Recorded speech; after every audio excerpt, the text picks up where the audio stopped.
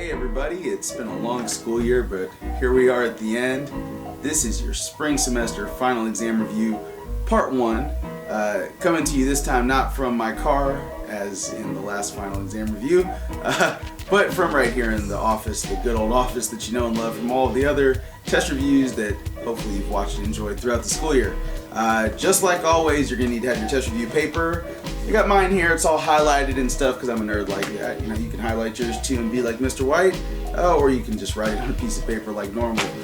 What you need to do if you don't have this paper is go to my website. Of course, you know my website by now. It's www.epsilon.com, as you see right here. Once you get to Epsilon, what you need to do is go to Showcase. It's on the left-hand side of the screen. Scroll all the way down to the bottom of the Showcase. It's been a long year. There's a lot of notes in there. But you'll look for the one that says Spring Semester Final Exam Review. Download that. Follow along.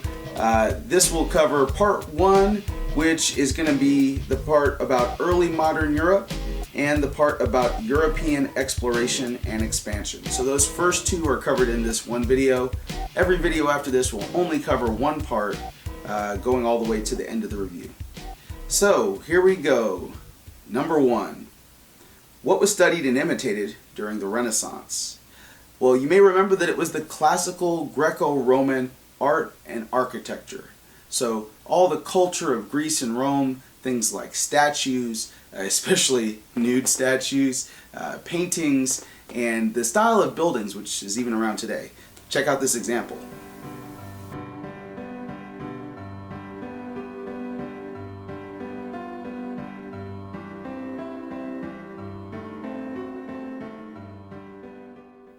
Okay, so now you've seen the examples. Moving on to number 2.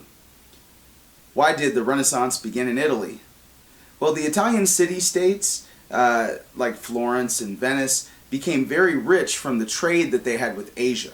You may remember that the Silk Road went through the Mediterranean region, and that was how all those luxury goods got into Europe, by way of Italy. Alright, so number 3. What did the printing press do for the spread of knowledge, and why? This is an easy one.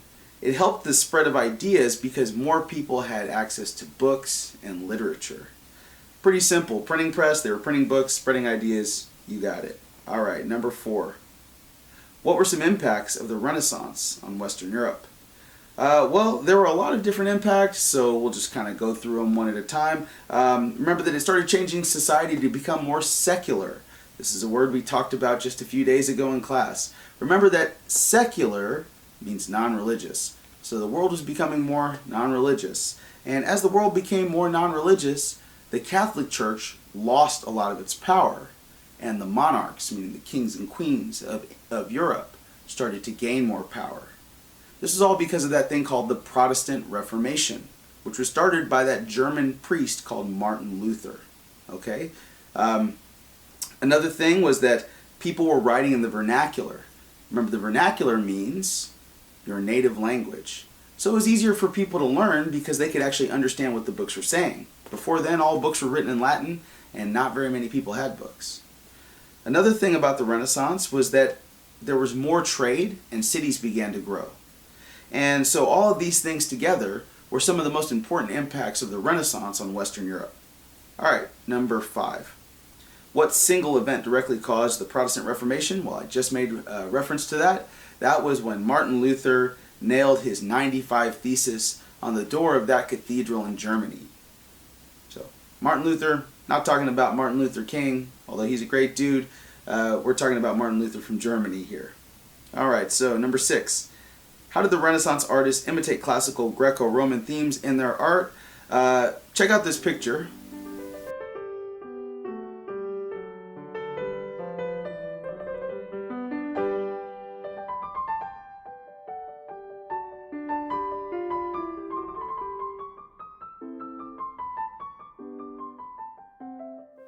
Okay, so you may recognize some of those pictures. I'm sure you've seen them before. Remember that those statues and paintings of Greek and Roman heroes and Greek and Roman mythology. Also, remember that the Greeks and the Romans liked a lot of nude statues and statues with perfect, chiseled features. So when you see things like that, you should automatically be thinking about Greek and Roman art and their sort of culture that was imitated during the Renaissance. All right, number 7. What changes to the church and society did Martin Luther's 95 Theses cause?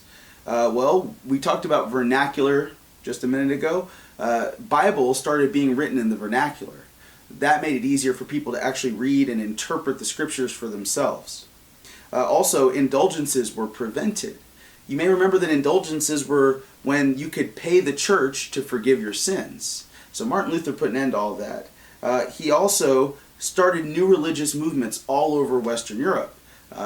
People like John Calvin also started their own forms of Christianity. And this is when we started having Christianity branching out into all the different denominations that we see today. And last of all, remember the dark side of this was that there were religious wars between Protestants and Catholics. And those wars continued all the way up into, maybe about 20 years ago. And some are even still going on in places in the world today.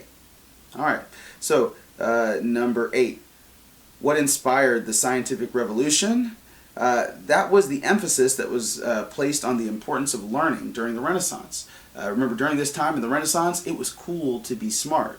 And so as more and more people worked really hard to get smart, it makes sense that those smart people came up with really cool ideas. And eventually all these cool ideas came together into what we call the scientific revolution. Hey, speaking of the scientific revolution, let's talk about all those scientific advancements and how they led to exploration and expansion of the Europeans into other parts of the world. Here we go. Number 9. Which Western European country began exploring first? Easy. That was Portugal. Remember, they had that fancy navigation school. All right, number 10. What happened to the population of West Africa as a result of the Atlantic slave trade? Well, this is a pretty easy one. The population of West Africa decreased. Obviously, they were losing people. Population went down. Number 11. What technological advances aided European exploration?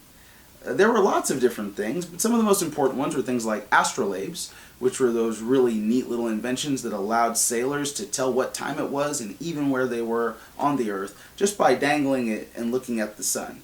Here's a picture of an astrolabe.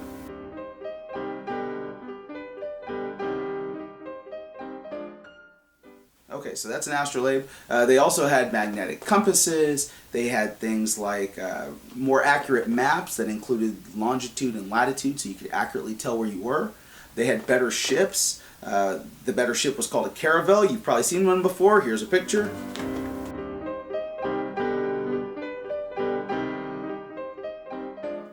Okay, these caravels were more rugged and they could go farther and keep the sailors safe all the way till their final destination. So those types of advancements made it possible for people to explore all over the world, and that's how the Europeans came to conquer a lot of the planet. So here we go, number 12. How did the Portuguese impact the east coast of Africa? Well, they conquered the east coast of Africa and created a whole bunch of small colonies. And so eventually a lot of Portuguese words were incorporated into the Swahili language. All right, number 13. Of guns, germs, and steel, which one would have more aided the European acquisition of the colonies in the New World, and why? I'd say that's pretty easy. It was germs. Remember that germs killed about 9 out of 10 of those Native Americans who died during the time of European colonization. So without the germs, I don't think such a small group of Europeans could have overpowered the millions of Native Americans who were already living in North and South America. All right, so number 14. What items were exchanged during the Columbian Exchange? Just remember that there were 2 aspects of this time period. One was the Columbian Exchange, which was the widespread exchange of foods and products and animals between Europe and Africa and the New World. The other part that a lot of people tend to mix into the Columbian Exchange is the triangular trade. And remember, the triangular trade was the part that had to do with slavery. So for any kind of question about Columbian Exchange, we're looking for the exchange of animals and foods between Europe, the Old World, and America, the New World. Okay, number 15. What was the most important goal of European exploration? Simple. They wanted to find a sea route to Asia. They wanted to go around the Silk Road because it was controlled by their enemies, and so going to Asia by the sea meant that they could keep more profit from the luxury goods that they wanted to obtain. Alright, so number 16. What did the expeditions of Hernan Cortes and Francisco Pizarro cause? It was the destruction of the Aztec and the Inca civilizations.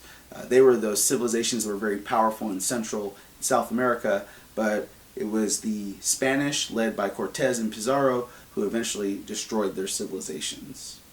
Alright guys, that's part 1 of the final exam review. Stay tuned for part 2.